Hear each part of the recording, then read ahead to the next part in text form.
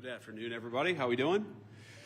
Good. So I want to thank the law enforcement officers behind me for being here. I'll answer a few questions, but I want to say just a few things at the outset, just about what I've learned today and what I'm trying to do here. First of all, I want to give a shout out to the Annunciation school shooting families, because the last time I was in Minneapolis, it was, of course, to meet with some of those families. I understand that a couple of the students have made near miraculous recoveries, and just that was a very special moment for me to be invited into that community at a time of grief. And I hope that all of them know that though I didn't get to see them this particular time, I've been thinking about them and their families quite a bit.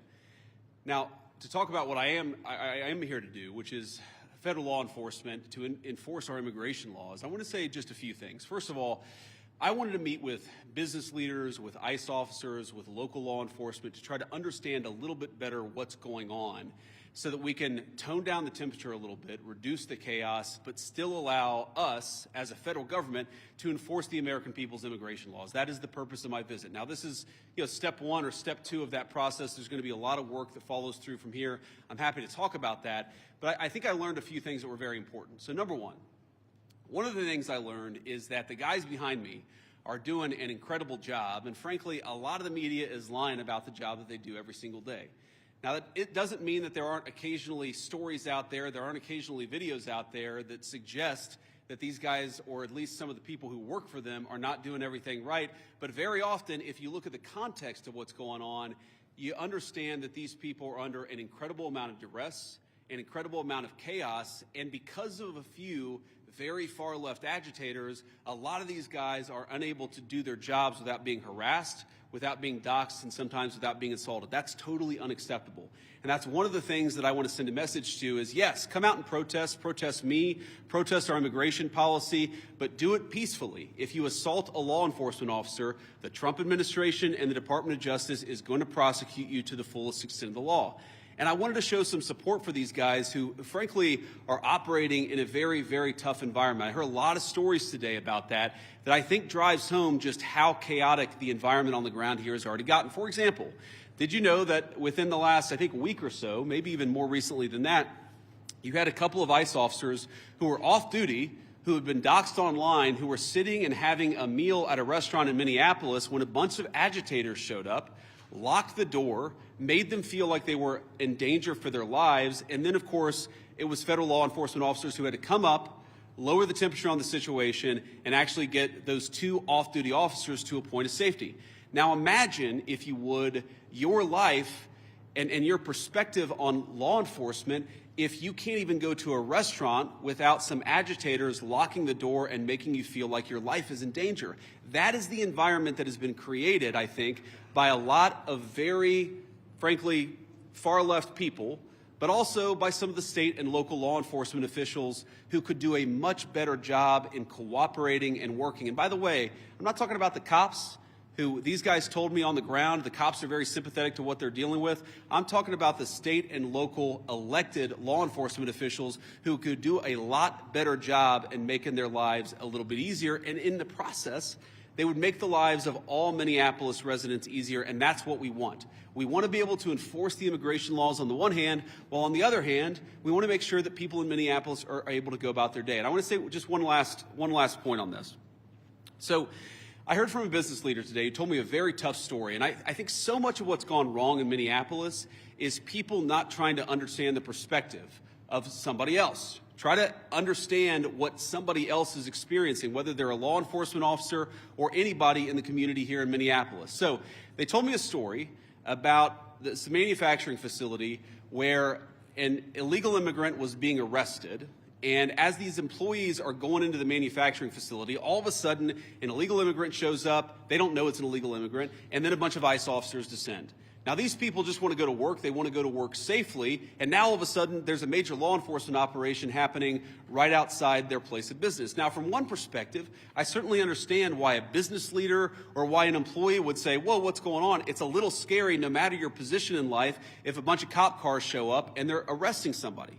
Now, the additional context is that we know that people online have been encouraging illegal immigrants that one way they can evade arrest is by showing up at a legitimate place of business, making it impossible for these guys to actually enforce our immigration laws.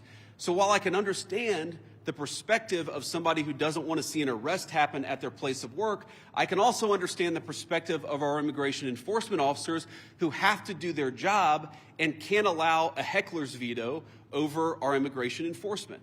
And so much of what's gone wrong is the failure to do that. And here's the point. We can do a good job of enforcing our immigration laws without the chaos, but it actually requires the cooperation of state and local officials. If you look at blue cities and blue states, red cities and red states, you go to Austin, Texas, or Memphis, Tennessee. You go to the state of Texas, obviously a very red state, or the state of Tennessee, a very red state, but you've got blue cities within those states, you do not have this level of chaos. The reason why things have gotten so out of hand is because of failure of cooperation between the state and local authorities and what these guys are trying to do. We have a ton of resources, a ton of ICE agents in this city right now that I would rather us not have. I'd love to send those guys home. They're not even doing targeted immigration enforcement. They are trying to protect ICE officers who are doing immigration enforcement, because when a crowd surrounds them and these guys call 911, the local officials, the local cops have been told to stand down. So we have people here who aren't even doing immigration enforcement, they're doing force protection. So that if a rioter tries to ruin the life or assault an ICE officer, they're actually protected.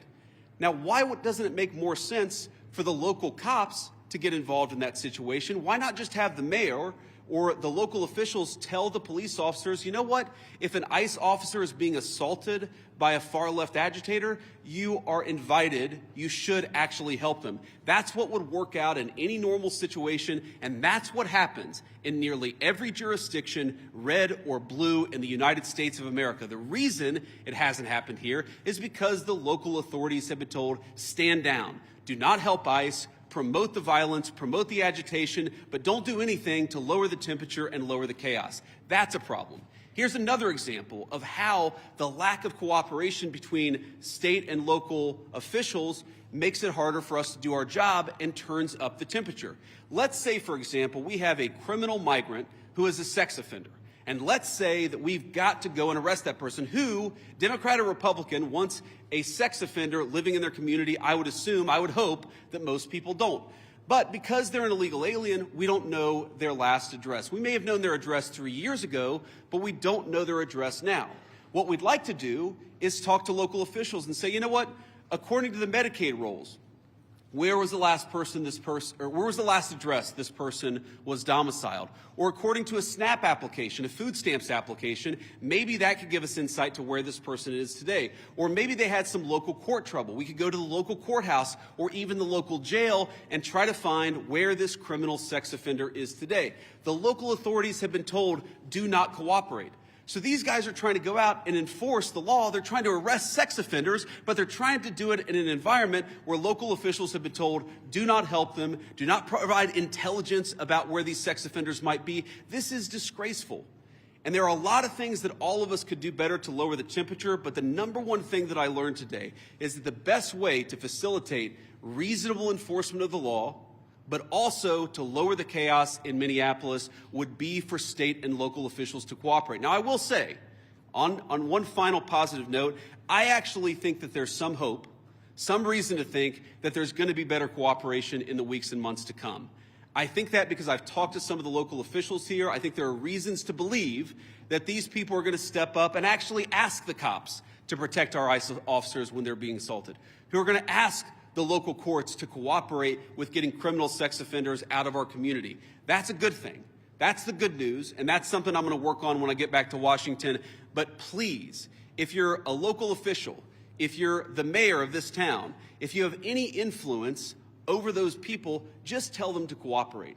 Because we could have immigration enforcement operate as smoothly and without the chaos that we see in Austin, Texas, or Memphis, Tennessee, or even rural parts of the state of Minnesota. All we need is a little cooperation. I guarantee you, we're going to do the best to be professional, to respect people's rights, to not do anything that we don't have to do in order to enforce immigration laws, but it would make our lives a lot easier, it would make our officers a lot safer, and it would make Minneapolis much less chaotic if we had a little bit of cooperation from the state and local officials. With that, I'll shut up and take some questions. Thank you, guys. Vice President Vance, local school district here is alleging ICE agents detaining a 5-year-old after preschool on Tuesday. We've also seen multiple American citizens detained by ICE or harassed by ICE in the last 6 weeks. Are you proud of how your administration is conducting this immigration crackdown here in Minnesota right now?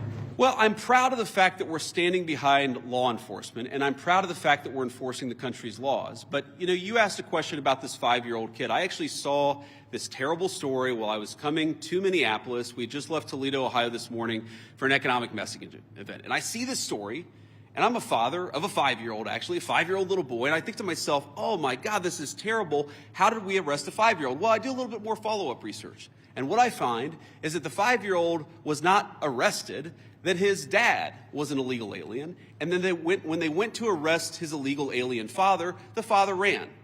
So the story is that ICE detained a 5-year-old. Well, what are they supposed to do? Are they supposed to let a 5-year-old child freeze to death? Are they not supposed to arrest an illegal alien in the United States of America? If the argument is that you can't arrest people who have violated our laws because they have children, then every single parent is going to be completely given immunity from ever being the subject of law enforcement. That doesn't make any sense. No one thinks that makes any sense. Now, you know, there are so many of these cases like that where if you just understand the context, there have been a number of situations that I've looked into personally where I say, wait a second, we don't want ICE arresting American citizens. They're supposed to be enforcing the immigration laws against illegal aliens. So then I look into it and I find out that the American citizen who was arrested took a swing at an ICE officer. You can't have that happen. And of course they have to defend themselves. And of course they have the right to detain somebody who assaults a law enforcement officer. Now, this is my point. Do we want these things to happen? Do we want these arrests to be so chaotic? No, we don't. These guys want it least of all, but if we had a little cooperation from local and from local and state officials, I think the chaos would go way down in this community. President! Go ahead. After the Renee Good shooting, sir, the administration seemed to say... Yeah, well, you can go next. Oh, no, I'm sorry. I thought you pointed it out. No, that's fine. I'll take both. After the Renee Good shooting, sir, the administration seemed to... After the Renee Good shooting, the administration seemed to suggest that ICE officers enjoyed near complete immunity. But today you told the Washington Examiner that when appropriate, the administration might take disciplinary actions against ICE agents. So is that a change in opinion? And if so, why the change in tone?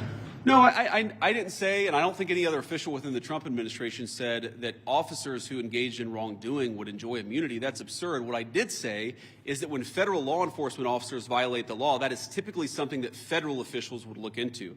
We don't want these guys to have kangaroo courts. We want them to actually have real due process, real investigation, because again, sometimes they're accused of wrongdoing, and it turns out when you learn the context, they didn't actually do anything wrong.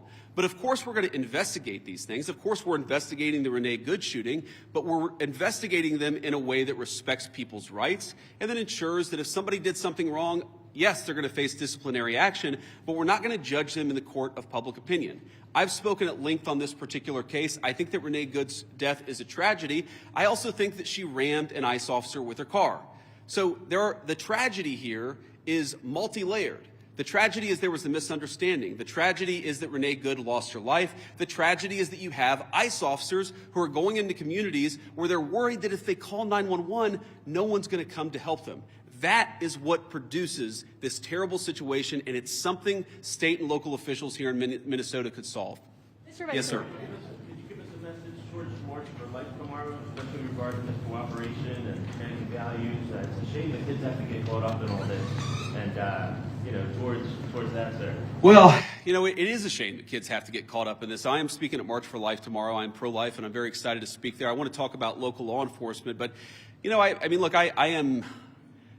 As a child, I saw people in my family get arrested. It's terrible. It's heartbreaking. It's chaotic. It's traumatic for the kids. I can recognize that, and I can recognize that we got to support these kids, while on the other hand saying that just because you're a parent doesn't mean that you get complete immunity from law enforcement. And I think we have to hold both of those thoughts in our head at the same time. We've got to be sympathetic to the kids who are caught up in some of these enforcement actions. We've also got to say we have to enforce the law without bias, with fairness, but we've got to enforce the law. Mr. Vice President! Thinking about local government, there was a class of power collected a few weeks ago, and their mayor said they haven't heard about ICE being in the city. And how does ICE kind of proactively work with these local agencies? What are those policies and what's your response to that? You said there was an altercation in St. Cloud.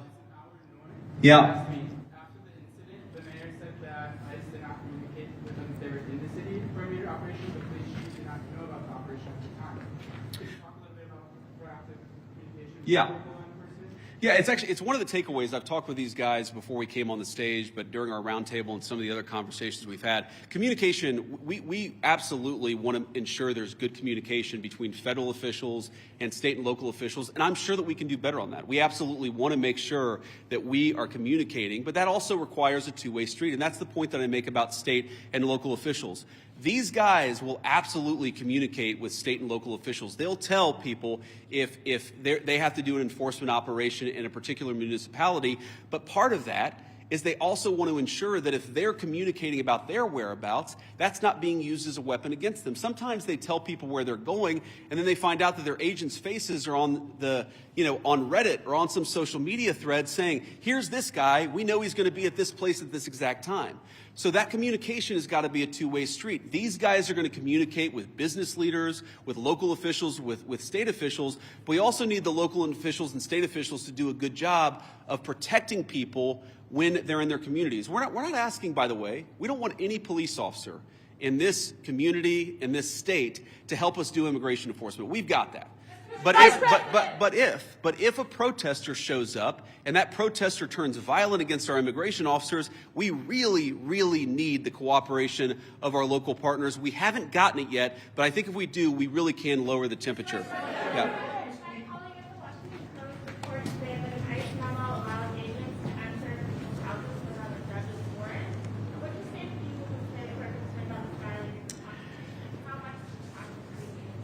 Yeah, so I saw that story, and the story is like so much that I read in the mainstream media. It's missing a whole lot of context, and when you appreciate the context, it makes sense.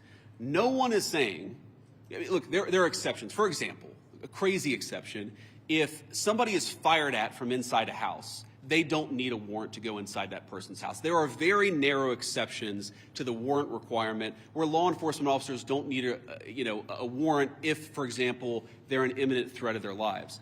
But what we've said and what ICE has proposed, what the Department of Homeland Security really has proposed in the Department of Justice, is that we can get administrative warrants to enforce administrative immigration law. Now, it's possible, I guess, that the courts will say no, and of course, if the courts say no, we would follow that law, but nobody is talking about doing immigration enforcement without a warrant. We're talking about different types of warrants that exist in our system. Typically what happens, not always, but typically in the immigration system, those are handled by administrative law judges, so we're talking about getting warrants from those administrative law judges, and then, of course, with other cases, you get judges, or you get warrants from a judge. That's very consistent with the practice of American law. I'm sure the courts will weigh in on that, but we're never going to enter somebody's house without some kind of a warrant, unless, of course, somebody's firing on an officer or they have to do something in order to protect themselves. Go ahead. Do you believe that you can forcibly enter with an administrative warrant, or would that be a violation? Well, our understanding is that you can enforce the immigration laws of the country under an administrative order if you have an administrative warrant. That's what we think. That's our understanding of the law. That's our best faith attempt to understand the law. Again, this is something courts will weigh in on. I won't speak to that. But yes, most immigration law in our country is not done through the criminal system with the judge. It's done through the administrative law system. We're going to continue that practice just as they did in the Biden administration or any other administration. Was there anything that you heard or saw today that would cause you to tell the president to invoke the Insurrection Act? And then also, did you meet or talk to the ICE agent who was involved in the neighborhood incident? I did not talk to him today. I talked to some of his colleagues. Your question on the Insurrection Act is interesting. I've tried to understand this as well as I possibly could, and my understanding is what the Insurrection Act, what invoking the Insurrection Act would allow the federal government to do is that it would allow the federal government to use the military for local law enforcement operations. Right now, we don't think that we need that. Now, the president could change his mind. Of course, things could get worse. But right now, we think that federal law enforcement officers can do the job of federal law enforcement. Now, what I do worry about, again, is if the chaos gets worse, if more and more ICE agents start getting assaulted, if other law enforcement officers start getting assaulted, that would be a real problem. But again, we have so much federal law enforcement resources here right now. We have so many people here that we do not want to have here. I do not want so many ICE officers in Minneapolis right now. I mean, good Lord, it's really, really freaking cold outside.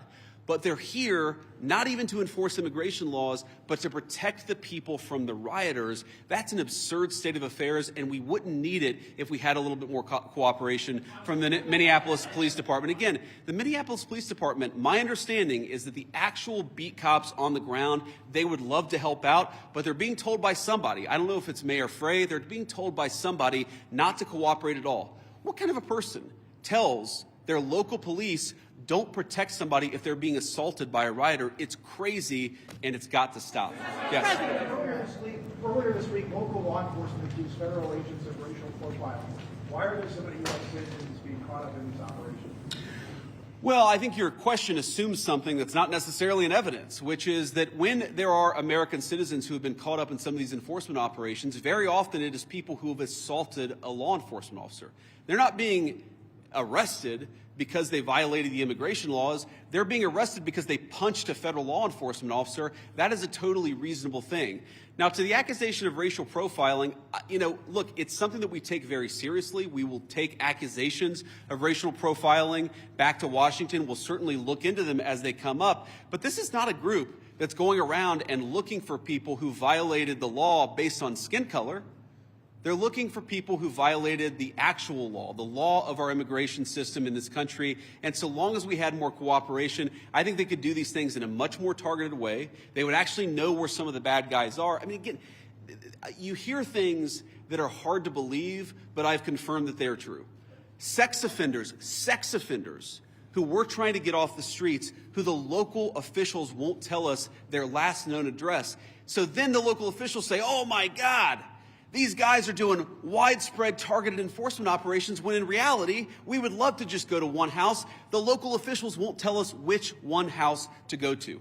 Mr. Vice President. Mr. Vice President, to that question, the local police chiefs have said their own off-duty officers, so police officers, are being targeted because they are a person of color and asked to show their papers. Is that a concern of the administration of the Department of Homeland Security? If local law enforcement says their own officers are being targeted and they describe it as, quote, civil rights violations in our streets. So I saw one story about this and one local police officer who said this. And look, certainly is it a concern? Absolutely. The first thing we have to figure out is whether it happened or not.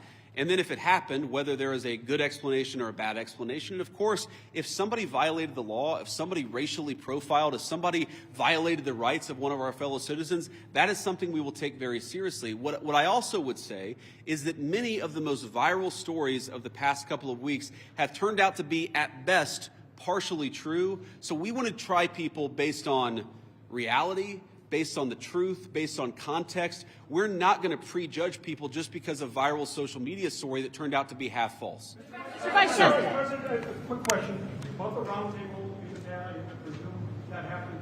Did you invite anybody with an opposing point of view to get an idea of why people are upset here? And just as a quick follow-up, have you reached out to Governor Walz at all in an attempt to turn down the tent?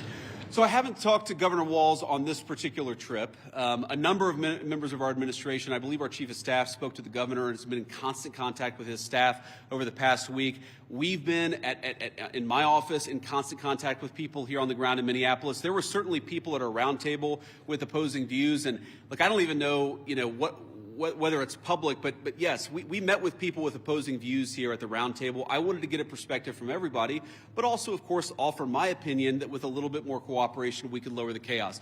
We're going to keep on doing that. If Governor Walz wants to call me, we'll absolutely continue talking. I will say that my sense of this situation, having talked to these guys for a long time, is this is primarily a law enforcement issue. This is the Attorney General. This is the local mayor. This is all of the organs of local and state law enforcement. That's who we focus on, but we've certainly been in communication with the governor and his office as well. Vice President. Yeah. So local law enforcement obviously hasn't been really helping out with the agents who've been assaulted repeatedly. What's the plan if nothing changes there here locally and this operation has attracted thousands of agents? Are there any plans to go into any other cities from here?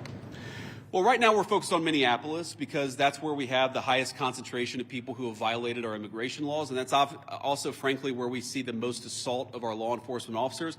I mean, our plan is very simple. If you assault a federal law enforcement officer, we're going to do everything that we can to put you in prison. It's very simple. And most of these protesters, as much as I may disagree with their politics, most of them have been peaceful, but a lot of them have not been peaceful. And if you go and storm a church, if you go and insult a federal law enforcement officer, we're going to try very hard. We're going to use every resource of the federal government to put you in prison. Respect people's rights. Respect people's rights to worship. Respect people's rights to do their job without being assaulted. If you follow that basic principle, the Trump administration is going to do everything that we can to protect your rights. But if you go after somebody, if you assault somebody, if you make a 9-year-old girl cry because you walked into her church and harassed her, we're going to go after you with every single tool that we have.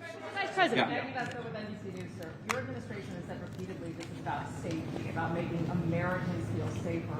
So what do you say to people who are in Minnesota who say it's the overwhelming presence of ICE officers and federal officers and their tactics that are making them feel less safe?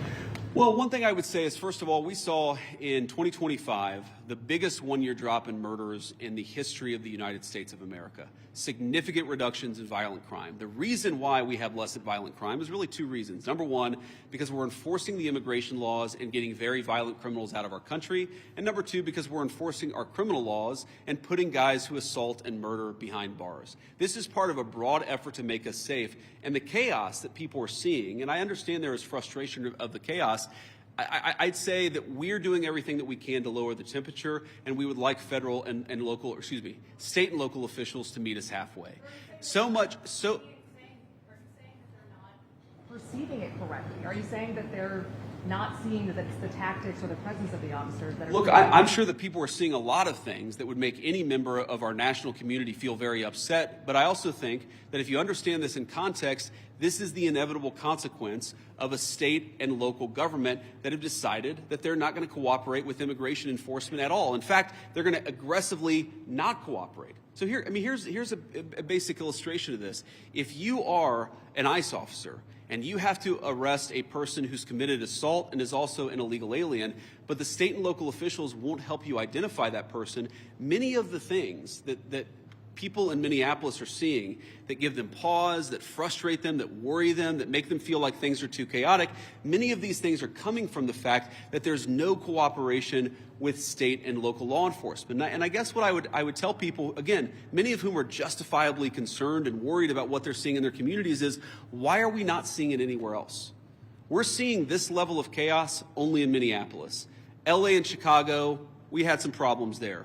Pretty much every jurisdiction where these guys are operating, you don't see the same level of chaos. You don't see the same level of violence. You don't see the problems that we're seeing in Minneapolis. Maybe the problem is unique to Minneapolis, and we believe that it is. And it's a lack of cooperation between state and local law enforcement and federal law enforcement. Sir. CNN. ICE has been operating here for years with less pushback than we're seeing right now. And even the St. Paul police chief recently said, is there not a way to find common ground without scaring the hell out of people in the community? Those were his words. And I just wonder, with this Operation Metro Surge, is any part of it meant to send a form of political message to the leaders here in Minneapolis and the state of Minnesota? And I know you talked about you've been in touch with the governor's offices and the mayor's offices, but why have you not been able to speak to them directly? Have they not been willing to do so? Well, look, I have spoken to some of the people in Minnesota directly. I spoke to some of them today. I've spoke to others in the past. And again, our staff has been in very direct contact with pretty much every official with any influence or any power in Minneapolis. But no, we're not trying to send a political message. We're trying to enforce the law. And unfortunately, what has happened is that as we've enforced the law, there's been this weird reaction, again, unique to this city. This is not a common thing across the United States of America. There's been a very unique, very Minneapolis-specific reaction to our enforcement of federal immigration laws. What I'm trying to do here today is understand why that is. What is it about Minneapolis that has become so chaotic? What are the specific types of cooperation that we need? Look, I don't need Tim Walz or Jacob Frey or anybody else to come out and say that they agree with JD Vance or Donald Trump on immigration. I just don't need that. What I do need them to do is empower their local officials to help our local or help our federal officials out in a way where this can be a little bit less chaotic and it can be a little bit more targeted. Like if we're trying to find a sex offender, tell us where the guy lives.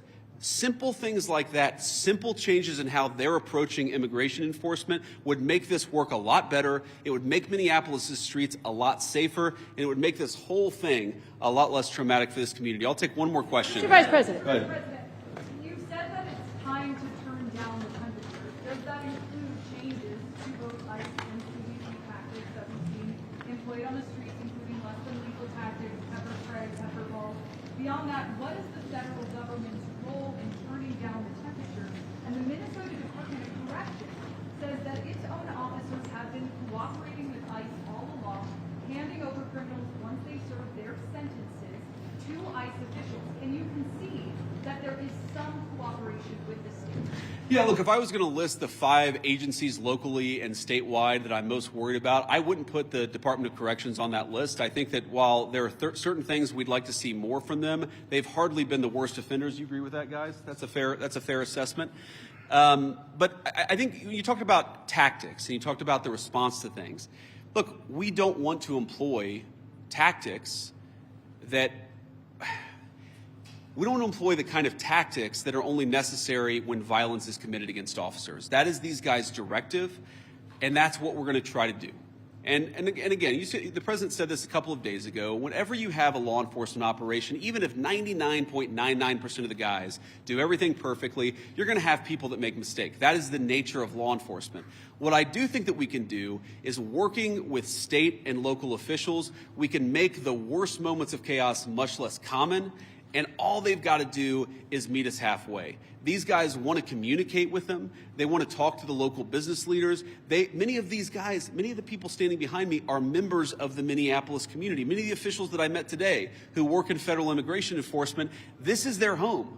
They love this place. These are their neighbors. They want this to work a lot more smoothly. I think that we can get there. We just got to work at it a little bit, and we need some cooperation from state and local officials. The last thing that I'll say is I just hope they give it. This is a beautiful city.